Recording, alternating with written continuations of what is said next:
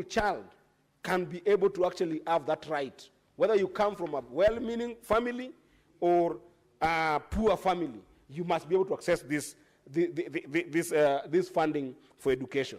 So, Madam Speaker, this is a very important bill, and I just hope and wish the courage, the National Assembly members, that the way this has come to this House, as we prosecute on this issue of consolidation of these bursaries, I hope that the National Assembly will take the courage to see the sense of consolidating this fund, support the efforts by the Senate in this conversation to make sure that we make education free, because if that is the purpose for which bursary exists, then there is nothing wrong by making sure that indeed education becomes free in this country by consolidating these funds. With that, Madam Speaker, I thank the Senator of Kiambu for this thoughtful motion and fully support that we consolidate these bursary funds into one framework that can allow it to be able to enable free education in our borders. I thank you, Madam Speaker. Senator Chimera.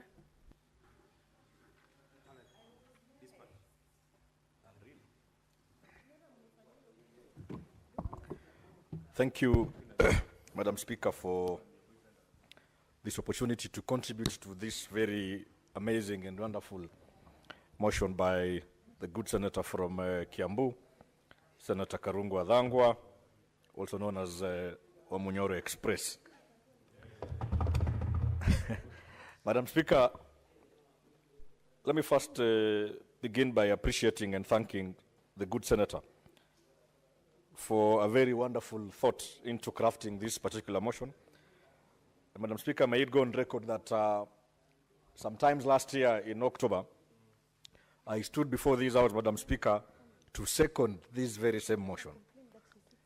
And in my doing so, Madam Speaker, certain leaders from different areas, notably the governor from Bomet County, and the senator from Bomet County is here. Perhaps when he gets a chance, he might want to expound more and more on this. And certain leaders from my own county, Madam Speaker, took great offense with contents of the motion and contents of what the mover had moved, and my own sentiments in seconding that particular, which is the same motion, Madam Speaker. Madam Speaker, I want to go on record that there is no single senator in this House that will be foolish enough to oppose the current regime of bursaries as is now, Madam Speaker, because it still affords a chance for our children to get basic education, Madam Speaker. Let it go on record, I, Senator Raphael Chimera Mwinzagu from Kwale County, Madam Speaker, I am not calling for the absolute scrapping of bursaries as is, but what we are trying to engage in, Madam Speaker, is a discourse, is a conversation, ably brought forth by Senator Rango on steps, measures towards making sure ultimately that Article 43, Article 53, Article 55 of the Constitution has true meaning to our children, Madam Speaker. That ultimately they will be free basic education to all, Madam Speaker. Madam Speaker, I want you to underline the word free and the word all, because the current system of bursaries, Madam Speaker, as it is, does not guarantee free education to all students. Because you will find someone applying for a bursary, maybe thousands of students apply for this bursary, Madam Speaker, but hundreds of them qualify. Then you have about other hundreds left out, Madam Speaker. So then what happens to those people who don't get this bursary, Madam Speaker? Secondly, Madam Speaker, we must have a conversation on making sure that as leaders, as politicians, we try and delink our politics from the future of the young children of Kenya, Madam Speaker. It is wrong for a politician to use a bursary program as the sole political tool to campaign for office, Madam Speaker. Madam Speaker, I was shocked the other day when certain leaders, and I won't mention names, Madam Speaker, because they are not present and they can't be able to defend themselves, Madam Speaker. They went round in funerals and public barazas, castigating some of us for calling for a scrapping of the bursary program, Madam Speaker. And I'm actually shocked because some of them were saying, Senator Chimera, for instance, grew in privilege. He never knew what it means to struggle in life. His father was a rich man. He doesn't understand why our people survive on bursaries. That is not the point, Madam Speaker. And I want to say, I have struggled. I come from just a normal Kenyan family. My father was just a low-key civil servant in Kwale County, Madam Speaker. He struggled to take us through school. I am a beneficiary of the NGCDF from Lunga Lunga constituency, NGCDF from Matuga constituency, NGCDF from Kenama constituency. Madam Speaker, you notice I used to benefit from 3 different NGCDFs, Madam Speaker. And because NGCDFs, just to pluralize NGCDF, and because my father had access to the sitting members of parliament then, by virtue of his work, Madam Speaker. But that doesn't make him a rich man in society, Madam Speaker. Madam Speaker, then I wonder, what happens to that young man from Kwale County whose father has no connection to even the village elder, Madam Speaker? That tells you ordinarily he or she can't benefit from this program. So this program, Madam Speaker, still speaks to inadequate funding to our students. It can be said the good senator is seeking to consolidate bursaries because I grew up without bursaries. Of course, I went through bursaries, Madam Speaker, and even recently, I think 2 weeks ago, I joined the area member of parliament from Sambweni in a very beautiful ceremony when I was issuing, I think, checks worth about Kenya shillings 14 million to various students drawn from Sambweni constituency. I have done the same with the area MP from Lunganua constituency. I have done the same with the area MP from Matuga and the good women rep, Honorable Fatuma Masito and Angaf. I have done the same with the MP from Kinangwa constituency, Madam Speaker. And Madam Speaker, we are not saying we are fighting our colleagues who are running bursary programs. But let us be truthful and honest in the way we do our politics. Let us sanitize our politics. You don't go around saying Senator so-and-so is on record as calling for the absolute abolition of bursaries. Let me remind these people, Madam Speaker, that what we have committed as bursaries, especially the county government's bursaries. I come from Kwale County and we have a very robust bursary initiative run by the county government. It used to be 400 million and now it has increased to 500 million a year, Madam Speaker, set aside for our students. That every ward in Kwale has about 25 million as bursaries in the Elimu Ni Sasa initiative, Madam Speaker. And it's a very beautiful initiative because at least now I can confidently speak here that the people of Kwale have improved on literacy level, Madam Speaker. For far too long, we've been marginalized. Many years ago, 20 years back, Madam Speaker, getting someone to join the university was a celebration in my village. Even as late as 2009, when I joined the University of Nairobi, Parklands School of Law, Madam Speaker, my entire village in Mtumwa celebrated. My entire village in Shimba Hills at Majimboni and Tabia celebrated. And when I go to campus in Nairobi, I met friends, the likes of Karanja Kamodo, the likes of Michael Nganga Njoroge, the likes of Sami Gaita Thogo, the likes of Daniel Ngugi. And to them was just normal. I mean, coming from Kikuyu land and joining the university was a normal thing to them. But for me, Madam Speaker, was a true hallmark of an achievement because very few of us from the coast would have a chance to come to universities and pursue a degree in either law, engineering, to becoming a lawyer and all that. That speaks to the issue of marginalization, Madam Speaker. And even as we seek to consolidate this bursary into one unitary scheme, Madam Speaker, we must be alive to the fact that we might still end up marginalizing certain regions, even as we seek to consolidate this program, Madam Speaker. Madam Speaker, when you look at the funding around it, if you look at the constituencies, 290 of them, each setting aside perhaps 60 million, Madam Speaker. That gives you around 17.4 or 18 billion thereabout.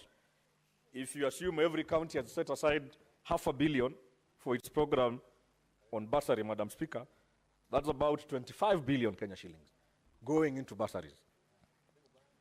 If you look at the capitation nationally, Madam Speaker, it is roughly 8 billion Kenya shillings every year that would afford and make sure that every student, devoid of political connections, devoid of color, religion, whether he or she knows someone, devoid of being asked to kneel down before a member of parliament or a governor, Madam Speaker, is able to access education and can actually go to school for free without having to queue outside an MP's office, without having to beg a governor, Madam Speaker. And I want to call upon these leaders, because sometimes I see colleague leaders going around saying, oh, you didn't vote for me, so I can't even talk about issuing bursaries to you.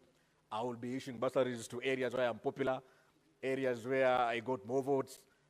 I mean, it is wrong to play with the lives and the future of our young people because of politics. We need to sanitize our politics, Madam Speaker. And this conversation, Senator Thangwa, I really thank you because it starts from here. Today we are doing a motion. This motion, Madam Speaker, hopefully will beget a legal framework in form of a bill, Madam Speaker. That bill, Madam Speaker, hopefully will become law as an act of parliament, Madam Speaker. And that act of parliament, Madam Speaker, will ultimately need to be implemented. And the implementation, Madam Speaker, is now speaking towards making sure we have free universal education for our students. And I want to thank Senator Thangwa for seeing through that journey. And I know right now as we speak, some of us might be misquoted. They will say, oh, Chimera is back at it again. He is pushing for the scrapping of bursaries, Madam Speaker. That is not true, Madam Speaker. Because I understand we receive funds from the exchequer as our share, our revenue, shareable revenue, Madam Speaker. And it is the people of Kwale, the people of Bomet, the people of Nandi, through public participation, that have set aside these funds to be used as bursary programs. And there's an interest petition currently, and because I'm a lawyer, I wouldn't wish to speak into this or that matter, Madam Speaker, being petition number E012 of 2024, petitioner Laban Omosundi. Madam Speaker, you'd know Laban because we interacted many times with her at JLAC, against the State Law Office and the COB's office and many others. And it is shocking that our governors have not seen the need to join into this case, into this petition. Even as I say, senators are fighting them on bursaries, but I am shocked that they are not interested to even participate in that particular petition in Nakuru, so that they can ventilate and argue their arguments towards justifying why we need that scholarship program as it is for now. And Madam Speaker, I also want to thank the National Assembly through a committee led by, I think, Honorable Junet Mohammed. They've done an ad hoc committee of 17 members just to try and see whether they can have a chance to streamline and consolidate this education funding into one centralized unitary scheme, known as the National Basic Fund, Madam Speaker, so that we work towards attaining the steps of making sure every Kenyan has a right to education as envisaged in Article 43, 53, and 55. Madam Speaker, with those many remarks, because I know this is a very topical motion, and many of my colleagues would wish to air their views on it, let it go on record that I am not opposed to bursaries as is, Madam Speaker, but I am happy to participate in a conversation that later in the future will guarantee free education to our children in Kwale and in Kenya generally. Thank you, Madam Speaker, and Senator Thangwa. Many, many congratulations on this motion. Thank you, Madam Speaker. Senator Gloria.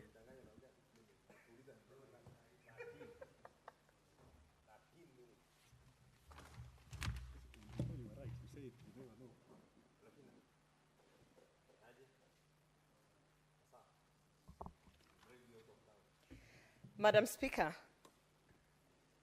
before I even give my submissions,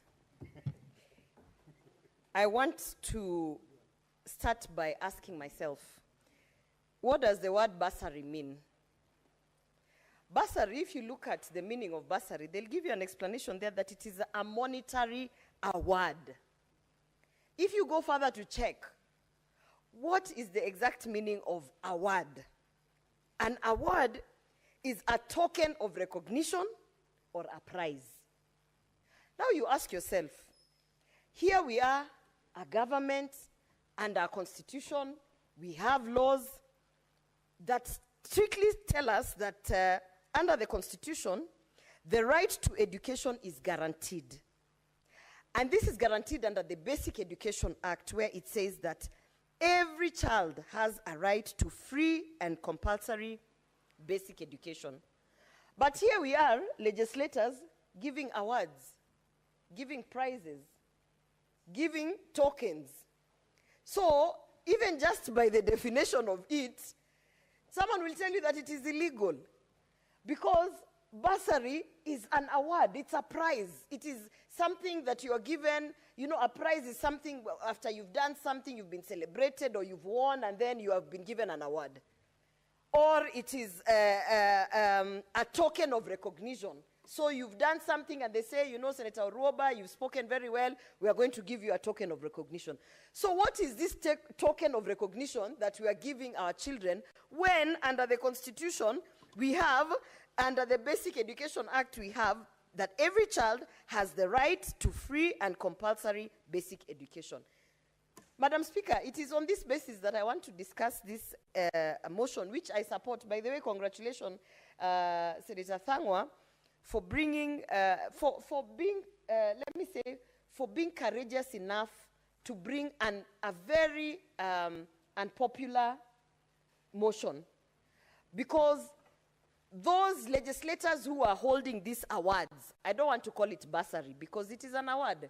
Those legislators who are the custodians of these awards, when they hear us discussing this thing here, they are very, very upset because what you are essentially doing is you are taking away their campaign resources.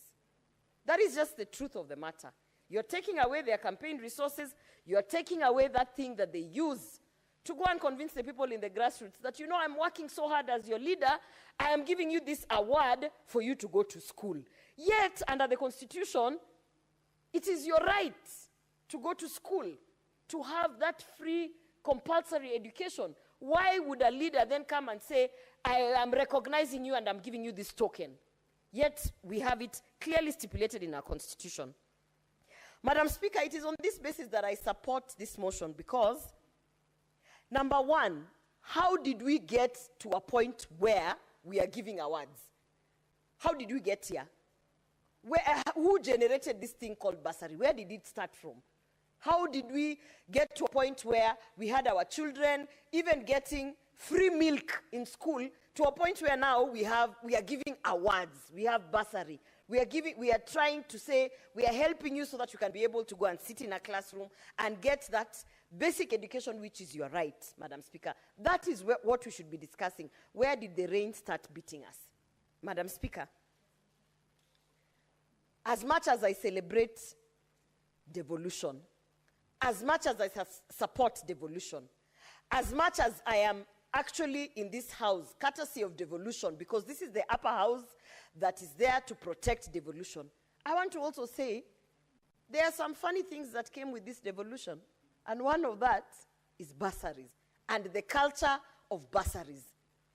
Because you have bursaries under the women representatives, you have bursaries under the members of parliament, you have bursaries under the governor, you have everyone who has some level of devolved authority has somehow managed to convince the exchequer or the people that we need bursaries so that we can go and give children awards and tokens instead of ensuring that they have their rights to the access of free compulsory education. Madam Speaker, I also want to highlight the fact that, obviously, based on the budgets that we have seen, we are not, as a country, we need to be honest to each other, we are unable to facilitate complete free education from nursery school all the way to university. So it is time, as a country, we ask ourselves, if we are overly ambitious that we want to facilitate free education from nursery to primary to high school to university, okay, it might not work. Perhaps that is overly ambitious. But is it possible then to have a conversation to say, can we at least have free primary education, completely free. When I talk about free, Madam Speaker, it is not that thing where you're told it is free, however, you have to pay 20 shillings for ABCD, or however, the board of management, together with the Parents Teachers Association, they have decided to come together, we have to pay motivation to have the teachers to come in class for 2 or 3 extra hours. Madam Speaker, let's have an honest conversation that should generate from this upper house, where we really want to push for equity, but we are also alive to the fact that as it stands, perhaps we cannot finance the full education all the way to university, but then let's talk about consolidating all these funds and ensuring that at the bare minimum, primary school education is completely free. Madam Speaker, someone might be saying, why primary school? Why not primary school and high school? You know, we are moving to a place where it is no longer about the certificates that you churn out. It's no longer about the theory. It is actually about the skills that you have. Madam Speaker, in developed countries, particularly in Europe, where I have had the experience of living, once you have that basic skill set, that basic education of primary school, and you have the idea of what you want to be in future, or at least you have some level of drive that puts you to a certain industry, Madam Speaker, then in developed countries, then what they do is they see, if this person is a musician, there's no point of me taking you through a whole other education system just to say that you finished your high school and now you have this certificate, and then you go back to now harness your creative skills. Madam Speaker, in developed countries, they give you the basic education, and then it is encouraged for you to pick up a skill that can actually translate to some form of monetary work. So, Madam Speaker, that is why I'm saying my argument would be, once we consolidate these bursaries, if we are unable to give a platform where we can have completely free education, both in primary school and high school, we should have an honest conversation with ourselves and say, let us focus on the primary. Let us ensure that in primary school, all the basic education levels are met. All the kids are taken care of equally. It doesn't matter from which region or which county, whether it is a provincial school or a ward school. Let us just make sure that all primary schools, it is free. Tuition, everything. Madam Speaker, I don't want to belabor the point where my colleagues have talked about how this bursary, which is essentially a token, an award, has been politicized. It is obvious. The moment you have a resource given to a leader who is in politics, the one thing they will do, which they know how to do best, because they are there to represent their people, is to represent their people. That's why you hear in some constituencies, someone will tell you that that member of parliament will only give bursaries to the clan where they belong. And that is literally the list. That is the expectations that is there from the people. So, my thinking is, first of all, the whole idea of bursary is illegal. Because as I have said, Madam Speaker, the definition of bursary is that it's a monetary award. Why are you awarding children when our constitution says that they have a right to free and compulsory education? If we are being honest with each other, just by the definition of this thing, we have to all agree that, in fact, we have been engaging in illegalities. What we have been doing is we have been breaking the law. Because in one way or another, we are stifling and making sure that these children and these homes are unable to meet the financial expectation or the expectation to get to the institutions of learning, so that we can now come and award them and say that now we are the saviors. Madam Speaker, I support this motion because the very basis of this motion is to end what I call the help mafia thinking. The help mafia is the person that ensures that you remain poor, the person that ensures that you remain like you're struggling so that they can be able to come and help you, Madam Speaker. It has become a whole industry. I call them the mafia, the industry of help, Madam Speaker. And the moment we understand that bursary is endorsing the help mafia, then we are going to say, this is something that we do not support. This is actually an illegality because it goes against the Constitution, where every child has a right to free and compulsory education. And then we will deal with this thing as legislators by ensuring that we are not legislating an illegality. So congratulations, Senator Thangwa, for bringing this motion. And I do support this motion. And I look forward to a period of time where not only are we going to have free education, absolutely free education, but we are also going to have certain programs like we have seen in the past, including what we saw like Maziwa ya Nyayo, because that's where we need to go back to, where everybody could access education for free. Thank you, Madam Speaker. Senator Olekina. Thank you, Madam Speaker. I would like to seek your indulgence with my vocals today. Let me begin by saying that I oppose this motion.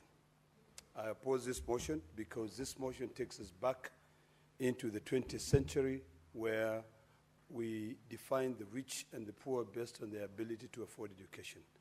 Madam Speaker, in the 21st century, we need to be thinking about how to make education free, absolutely free for our children.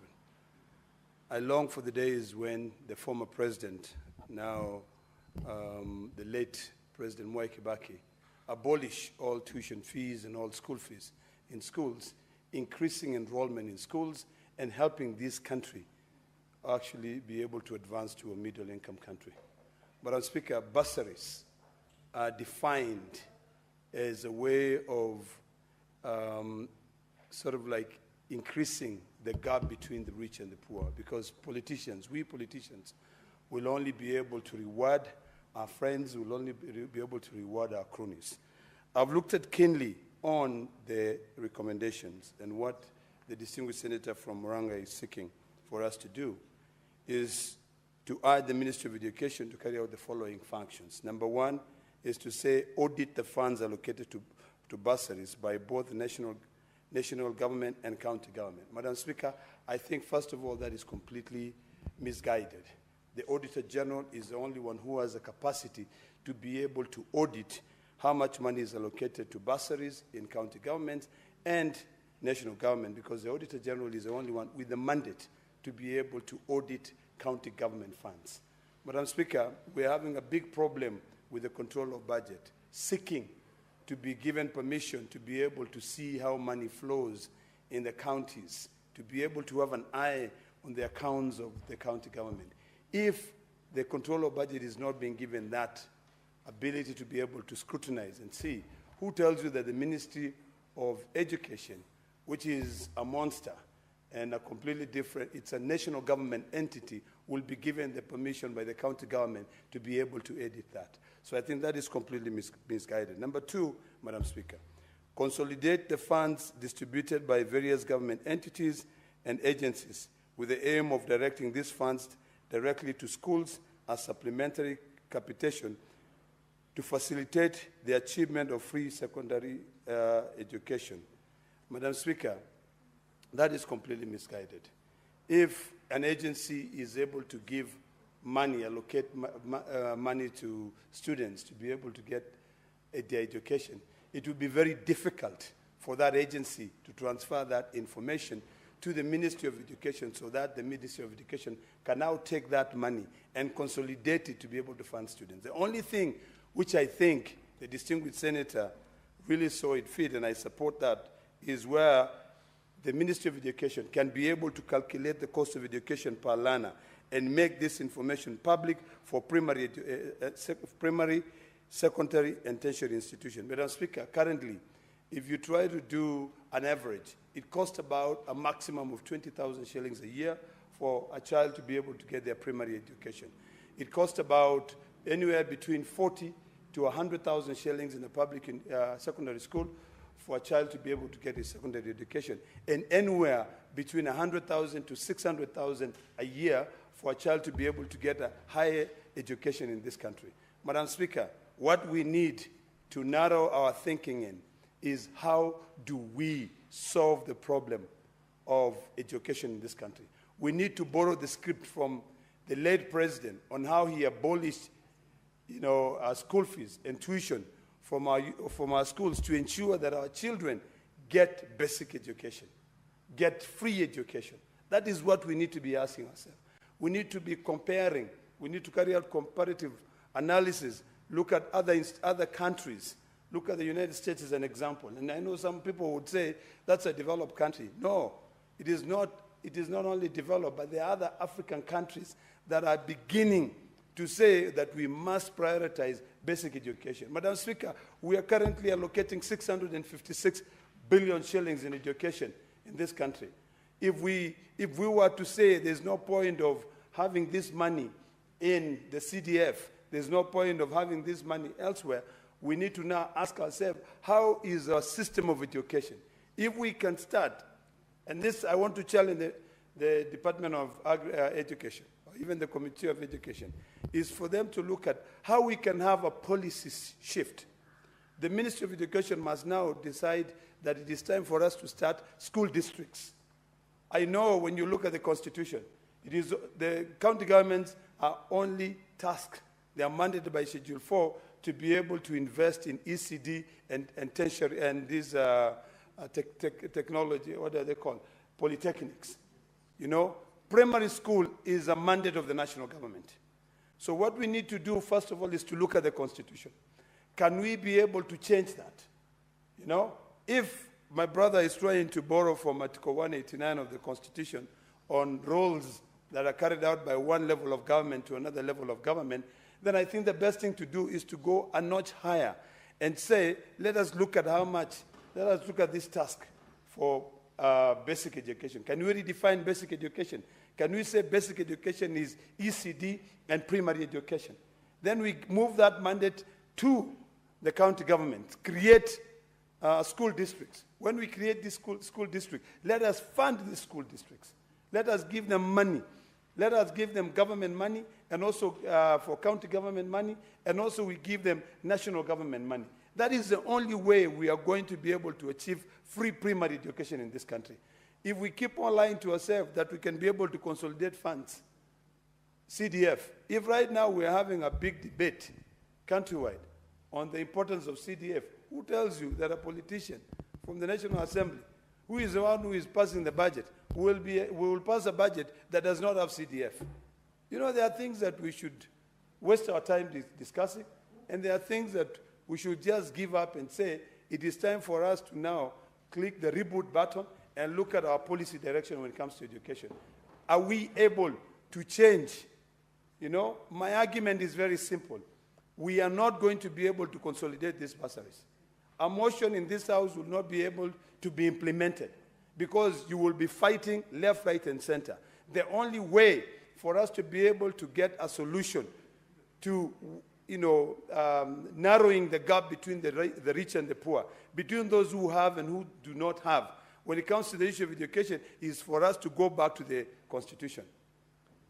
For us to be able to change the system of education that we have in this country. How we fund education in this country is very crucial.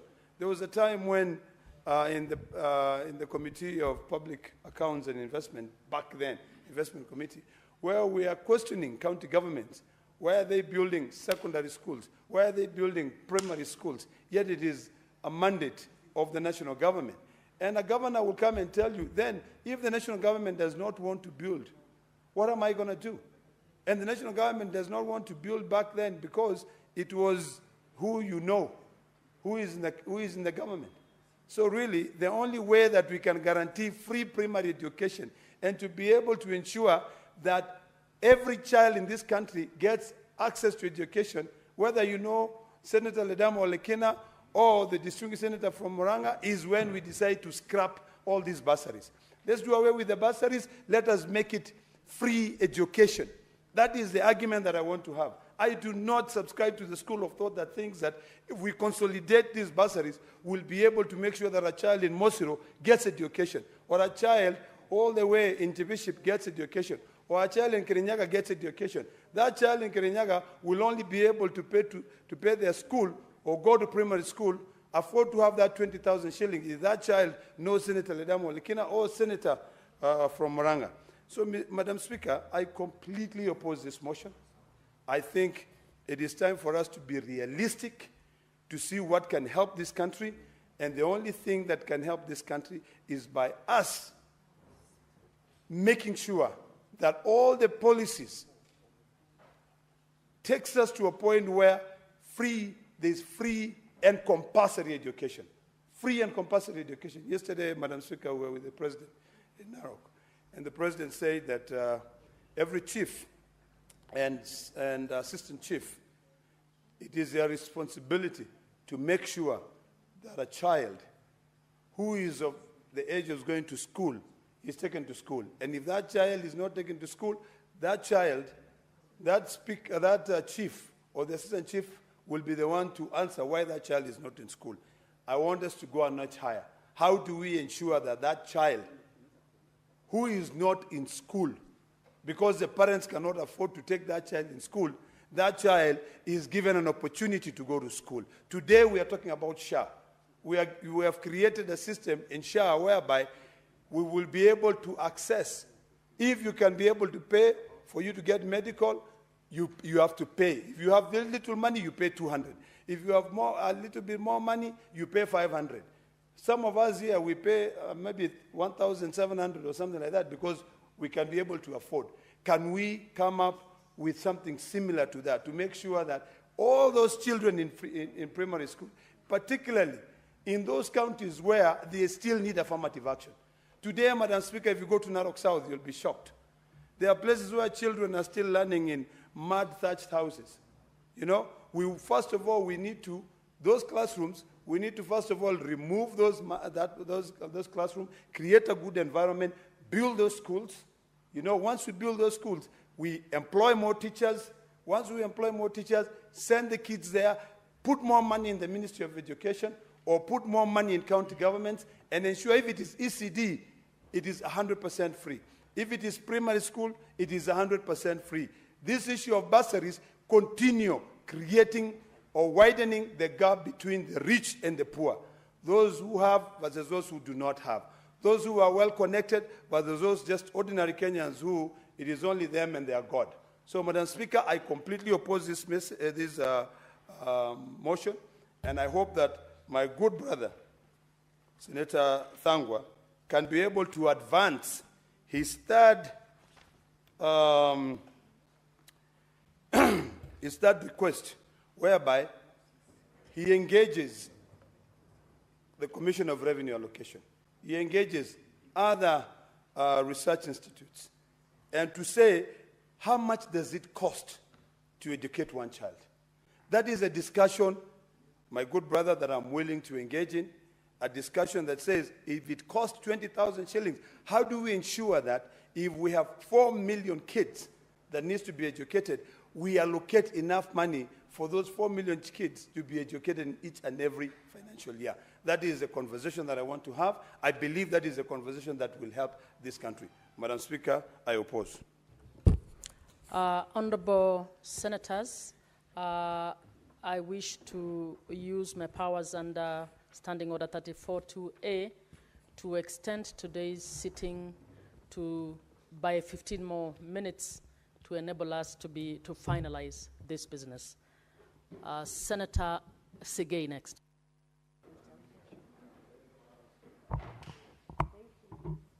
Thank you very much, Madam Speaker, for that extension of time so that the rest of our colleagues who are here can get an opportunity to speak to this very important motion.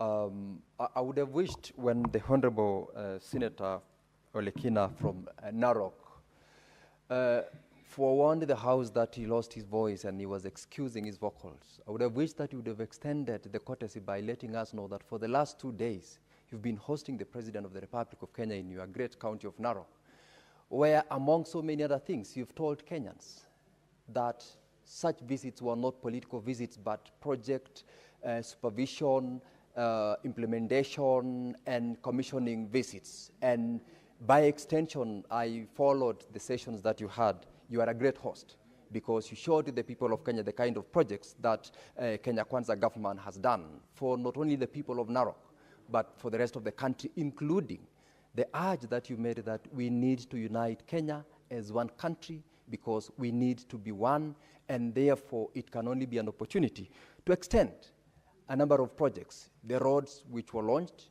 the institutions which, including the litter tannery that will serve many people, including those from the neighboring county of Bomet, as well as the title deeds which were issued to our brothers and sisters in Mau and in Kilgoris. That is something that I must say you had in your last 2 days, a great session, and therefore it is not in vain that your voice and your vocals definitely had to succumb. But nonetheless, you have also been able to prosecute this bill.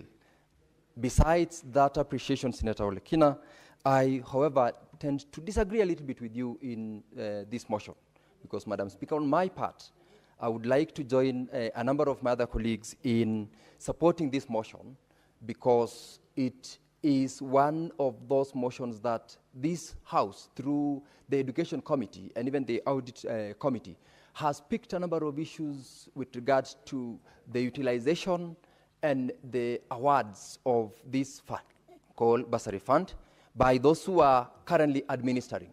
The Bursary Fund, which is actually a lot of money, is currently being administered by the county governments, by the members of parliament, the 210 constituencies, and as well as women members of county, that is the national GAF, and also at the national level, the Minister of Education.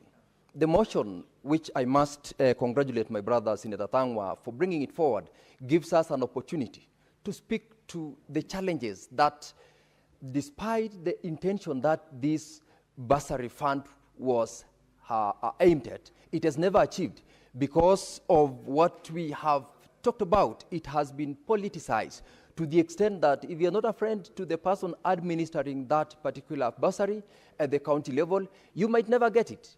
If you are not related in any way to a member of county assembly, or you are not a supporter, or for that matter, to maybe the MP, governor, or member of county assembly, you actually run the risk of not getting the bursary, even if you really, really deserve to be a beneficiary of that fund. That politicization is what this motion speaks to by saying, if we consolidate, we will be able to make sure that the rightful people, the rightful children, benefit from this fund, because you don't need to sing the tune of a certain political class to be able to get the bursary. When you look at how it's generally administered, Madam Speaker, the fund, well, I need to end by saying that because of time, this is a very good motion. We need to support it because it is only the best way to ensure that the rightful people benefit from the bursary, and also to avoid the aspect which I've said, politicization. A few weeks ago, the governor for Bomet, Governor Barchok, paraded school-going children in a very misguided appreciation or non-appreciation of the fact that the Senate does not oppose issuance of bursaries and support of children who are in need of support by government. It is so unfortunate that their inability to appreciate the fact that we are seeking a clear way of administering this fund, and by calling upon them to answer to who has benefited. Get us the list of the people who have benefited. Get us to know which institutions have benefited in terms of TVETs. Senator Matthew. Thank you very much, Honorable Speaker. I will really try to condense my thoughts, and I also ask that because I've spoken to the mover, he has added me 2 of his minutes of moving, so I'll do 7 minutes. Honorable Speaker, I want Order, to... Senator Matthew. Order. Just speak within what we agree. Yeah, it's okay. I'll condense my thoughts. I'll be very, very quick. First of all, I am extremely proud to be associated by Senator Thangwa, to be from the same political formation from Senator Thangwa. This is an extremely bold move by Senator Thangwa to have this motion. I stand here to support this particular motion. Honorable Speaker, one of the things that will give us equality between the haves and the have-nots, Honorable Speaker, is education. The Constitution of the Republic of Kenya that was passed in 2010 is very, very clear and very explicit. Article 43(1)(f), Article 53(1)(b), and Article 55A they all speak to the question of access. Every child has a right to access to education. More specifically, Honorable Speaker, as Article 53, 1B, it speaks to the right to access to basic education. Honorable Speaker, the definition of basic education, according to the Basic Education Act, Honorable Speaker, is education in primary school and education in secondary school. So, Honorable Speaker, it is very timely that we speak about this question. And when we speak about this, Honorable Speaker, some people are actually saying that we are against bursaries. None of us is against bursaries. What we would actually want is access to education for Kenyans, Honorable Speaker, for two very critical things that I want to speak about. Honorable Speaker, a child from Mandera has the same rights as a child from Nyandarua. A child from Bomet has the same rights as a child from Migori. So if a child from Mandera is getting 20,000 for bursaries, Honorable Speaker, then a child from Migori should be able to get that kind of money. But using the current formation as it is, Honorable Speaker, it is not possible because members of parliament have bursaries. Governors have bursaries. Now, Honorable Speaker, some constituencies have fewer learners than other constituencies. And the disbursement that is disbursed via CDF, Honorable Speaker, is almost the same. 75% of the money that is disbursed by CDF is the same for all constituencies. So imagine, Honorable Speaker, one constituency has 16,000 learners. One constituency has 2,000 learners. And 40% of all the monies that are coming for CDF are for bursaries, Honorable Speaker. This is the first inequality. Number two, Honorable Speaker, when we try and amalgamate all the monies that are going to, and that's why I support especially the third recommendation that has been made by Senator Dhangwa.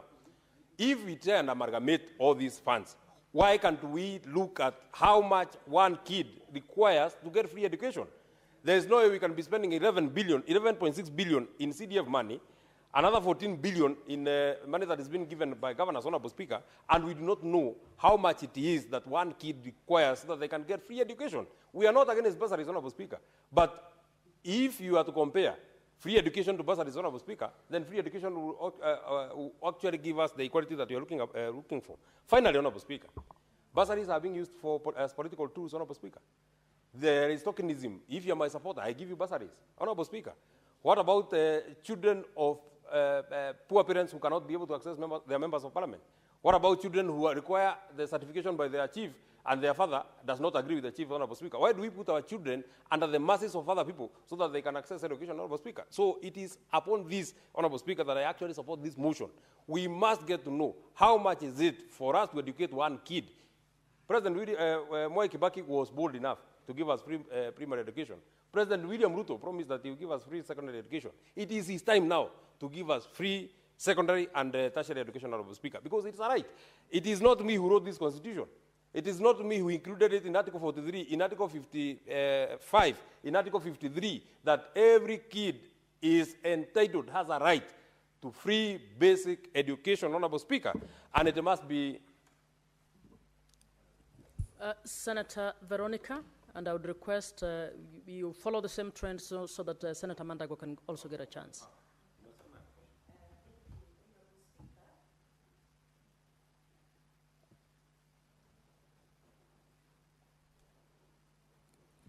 Thank you, Honorable Speaker, for this opportunity to debate this very important motion that has been brought to Senate by our colleague, Senator Karungo Dhangwa.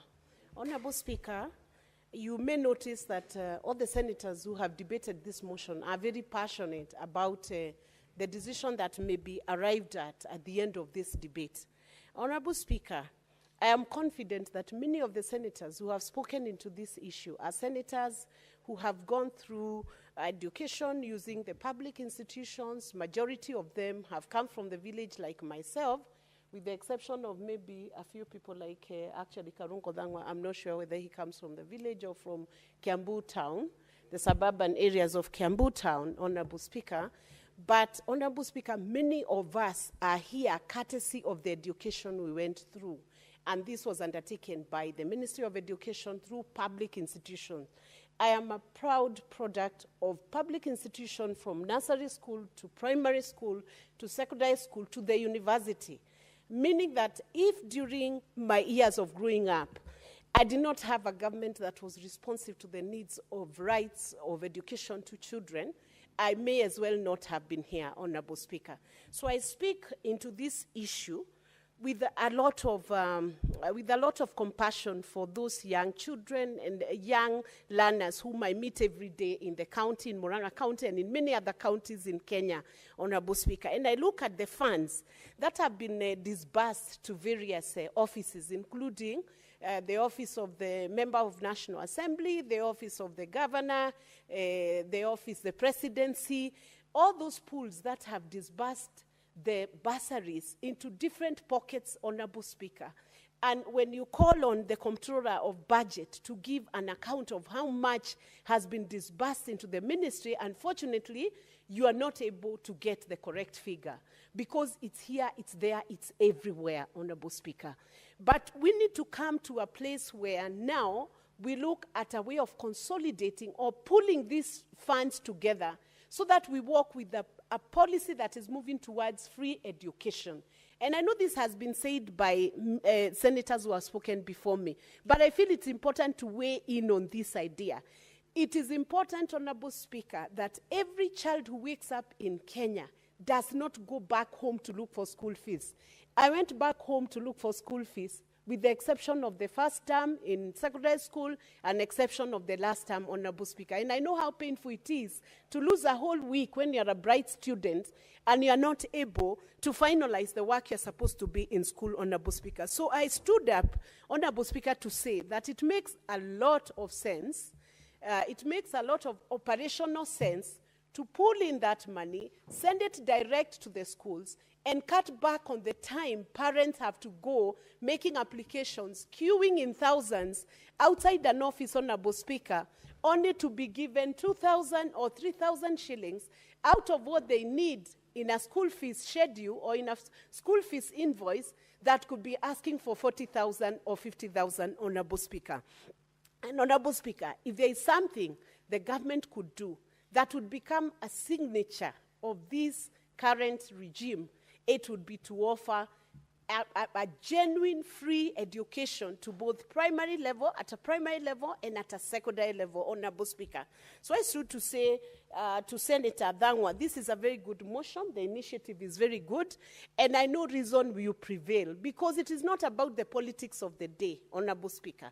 We are looking at how you make it, you operationalize a fund in an effective way so that the best interests of the child are served, as under Article 53, under the Children's Act, Honorable Speaker, which details out the rights of every child, and one of the rights of every child, carried from the Constitution in Article 53, down to Article 43, social and economic rights, which by extension you could read to mean education being part of that right, that then moves the child to having economic and social rights. Honorable Speaker, looking at the legislation around the best interest of the child, weighed against the politics of the day, let us choose as a house to accept best interest of the child, put the funds in a pool, send them to the schools, let the children wake up every morning in Kenya, go to school without worrying whether their fees has been paid or not paid, not worrying whether they came from Turkana or from Murang'a or from Mombasa or from Mandera. Let them walk into the schools and have infrastructure that then gives them an equalization measure across the whole country. Senator Mandago.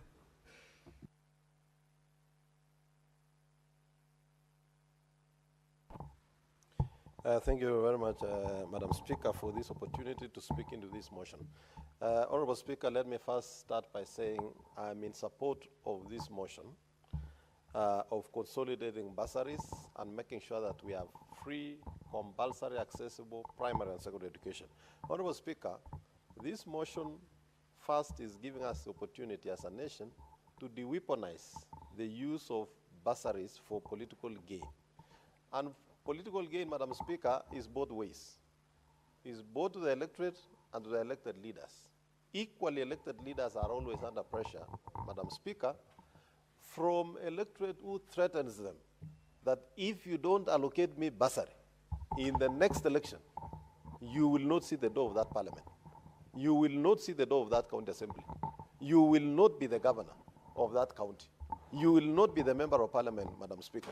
And Madam Speaker, so this motion serves not only the citizens of this country very well, it also serves the electorate, the elected leaders so well, so that the responsibility of making sure that all the children of Kenya access education is left with the executive and the ministry, whose sole mandate, as per the law and as per the constitution, Madam Speaker, is to ensure that all the children of this country, as their right, access education, Madam Speaker. Madam Speaker, we as a Senate are not against bursaries. First, we want to thank the policymakers who came before us, Madam Speaker, and thought of the good idea of bursary. Bursary has served its purpose for the time that was in place, because we do acknowledge that it had made it possible for some children to advance their education, which they would not have without bursary. But we are making the situation better by making sure there will be no application, there will be no need to see the chief, you will not need to know your MP, your governor, your MCA, or anybody. A child of Kenya at the right age would just go to school and advance their education, Madam Speaker. And so, Madam Speaker, I want to dissuade our colleagues who are using the political platforms to try and discredit a process that is actually going to equalize the children of Kenya. Madam Speaker, giving this responsibility back to the Ministry of Education, Madam Speaker, is actually creating order and making sure that there are standards, Madam Speaker, that are being followed in all our schools as part of making sure that the quality of education improves. And therefore, I fully support this motion and want to thank the Senator for Kiambu, who, Madam Speaker, I want to confirm is a villager, and who went to a public school, that indeed this motion is going to solve the problems that we have had in this country. Madam Speaker, let me say that the government of Kenya and this country will never lack sufficient resources to be deployed to education. Consolidating the amounts we spend in bursaries in the various dockets, whether in the county governments, member of parliament, the women representative, members of county assembly, plus the budget that has been going to Minister of Education, Madam Speaker, properly managed and streamlined, is sufficient without actually looking for additional resources, Madam Speaker, to make the education work. This could not have come at a better time, Madam Speaker, other than the time when CPC is being rolled out. And I want to say that CPC as a model of education is also the best thing that happened to this country, Madam Speaker. Because, Madam Speaker, we've spent time and many years as a country learning a lot of theory, and that is why you find there is very little innovations coming out. There is very little research that can impact industry that has been coming out because of the curriculum that was being implemented, Madam Speaker. And so, Madam Speaker, this ties in very well with CPC. If we make it equitable and accessible, Madam Speaker, it will develop this country across the nation. Thank you very much, Madam Speaker. The mover may reply.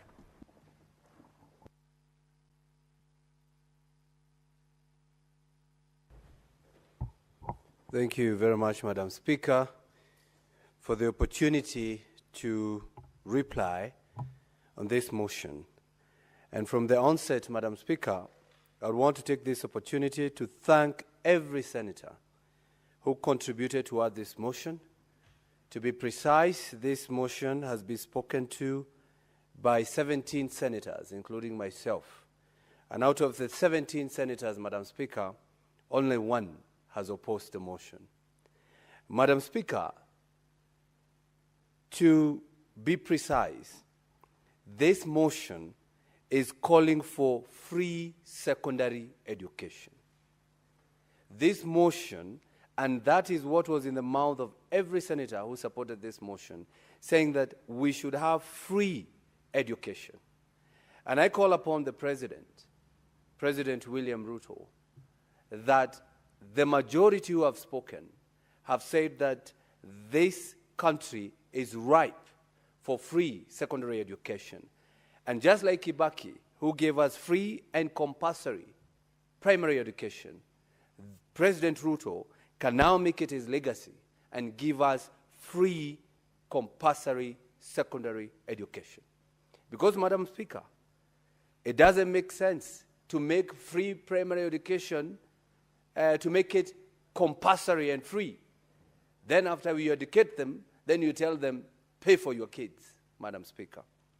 If you made it compulsory, also make it compulsory and free in secondary school, Madam Speaker. Madam Speaker, we have come to learn that from the funds that I have calculated here, not once, not twice, Madam Speaker, the country has funds. And I would want to, as I answer some of the senators who are contributing, Madam Speaker, to answer Senator Ledama, who opposed the motion, Madam Speaker. And he opposed the motion because I think because of semantics. Maybe he got it wrong somewhere, but because he opposed but supported within the context. So I think was the issue of audit. When you talk about the ministry to audit, we are not talking about the auditing that is done by the Auditor General. We are talking about review, look into, research, Madam Speaker. And again, even auditing, every ministry has internal auditors, Madam Speaker. So I think they need to do that to tell us where we are at as a country, Madam Speaker. And also, Madam Speaker, if you read the resolution number 2 of this motion, we are saying consolidate.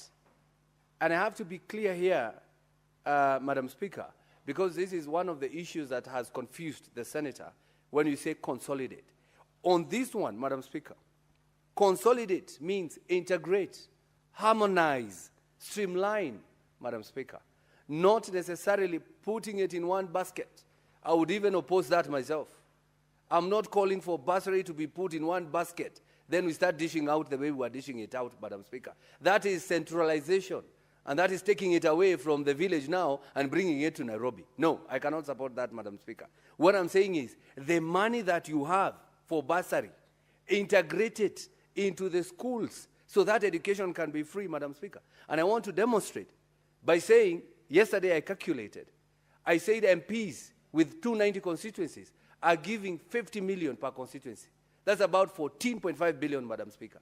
Women reps are giving between 10 to 15 million per county. That is about 705 million, Madam Speaker. Governors are giving all the way up to 500 million. If you multiply that by 47 counties, Madam Speaker, that is about 23 billion, Madam Speaker. If you count what the ministry is giving as scholarship and bursary, if you count what the president is giving as bursary, if you count what the private members of private or corporates are giving the wings to fly, count all of them. I'm telling you the money that is out there is more than 50 billion Kenyan shillings, Madam Speaker. And that is for government only without calculating the private. If we put all these 50 billion, Madam Speaker, divide that amount by 5 million students who are in secondary school today, 5 million. If we do that, every student will get 10,000 Kenyan shillings. Today they get 22,000. So that will be 32,000. I mean, it's more than required for education here in Kenya, Madam Speaker. So the answer lies here by making education free, by putting all these bursaries and all the capitations and declaring secondary education free of charge. Madam Speaker, I've done my own research from the members who have supported, from the members of public. Even as we sit today, I have just received from my WhatsApp, Madam Speaker, a letter that I'm not going to read all of it, but it's a letter from the members of Mount Elgon Development Network, Madam Speaker. They have written a very nice letter that we should look at it as the Senate. And one of the recommendations, Madam Speaker, they have said separate funds for bursaries, channel to schools, and allow free and compulsory education, Madam Speaker. This is from Mount Elgon. I don't even know who they are, Madam Speaker. If I read one or two names, there is Janet Chemtai, there's Linet Chepkemoi, it is written and signed by Kanoritach, Cherotwei, Simoto, all of them, Madam Speaker. So this tells you the time is now and the time is ripe for us to give this country free secondary education, Madam Speaker. Madam Speaker, when I talk about calculate the cost of education, and it was also raised here, we want to know how much does it cost, or how much does one student or one child, how much do they require from Form 1 all the way to Form 4? Once we get to know how much, we just multiply by the number of students, Madam Speaker. The moment we multiply, the country will know the amount of money they are going to budget for education. And once they budget, we make education free. Last time the CS was here, said they have not calculated. That's why we are now telling them, calculate and report to the House so that both the National Assembly and this House, we are able to harmonize and make sure that education is free in secondary school, Madam Speaker. Madam Speaker, it has been said here that those who get bursary, they are those who knows waheshimiwa. And Senator Mandago has brought another aspect. Even waheshimiwa themselves, they sometimes get threatened. If you don't give me bursary, I will never vote for you. So we are helping everybody in this aspect, Madam Speaker. We are helping the member of parliament not to be threatened. And then we are helping the voter to find education free. And I want to tell you, Madam Speaker, there are two people who pays for education. And there are two mamambogas who pays for education. One mamamboga will spend the whole day at the MP's office, or the governor's office, or the MCA's office, while the other mamamboga, who is tired of standing at the MP's office or the governor's office, goes for kibarua, or goes to just do some handwork somewhere, Madam Speaker, to get some money. It does not mean that person or that mamamboga who is paying for that education or able to pay that education is better off than the other mamamboga who is spending all the time at the MP's or the governor's office looking for money. That tells you, if we were to make this education free, Madam Speaker, everyone will stop going to MPs and go to work. Everyone will stop going to the member of parliament and go to work. And we will be voted for, Madam Speaker, or the MPs will be voted for, governors, MCA, and everyone. Not for how much you gave me as 2,000 for bursary, but how much you defended my right to have basic education. And basic education, Madam Speaker, is that primary and secondary education, Mr. Speaker. Mr. Speaker, and it's also good to quote, because I heard she is a young lawyer, Senator Karen Nyamu. She said something that was intriguing, that free education is the equalizer, but bursary is the divider, Madam Speaker. So that is something that we need to tell everyone who is concerned when it comes to paying for education or funding education, Madam Speaker. And this should go on record. Senate is not fighting bursary. Senate is only saying, let's put this money in school and make education free. And we are not saying that counties should not give bursary. What we are telling counties, if we make education free, the monies the counties were paying for education, they will use it to make roads, they will use it to better the health care, they will use to pay better salaries to their people, because education will be free. So that means you won't be taking 500 million and taking it to bursary, Madam Speaker. Madam Speaker, as I conclude, I urge every senator to support this motion because this is what Kenya wants. And Madam Speaker, I take this opportunity. I wish to request that pursuant to Standing Order 66.3, the putting of the question be deferred to a later date. I reply, Madam Speaker. Honorable Senators, it's now 6:42, and having concluded the business for which I extended the hour of sitting pursuant to Standing Order 34.2a, the Senate stands adjourned until Tuesday, 13th May, 2025 at 2:30 p.m.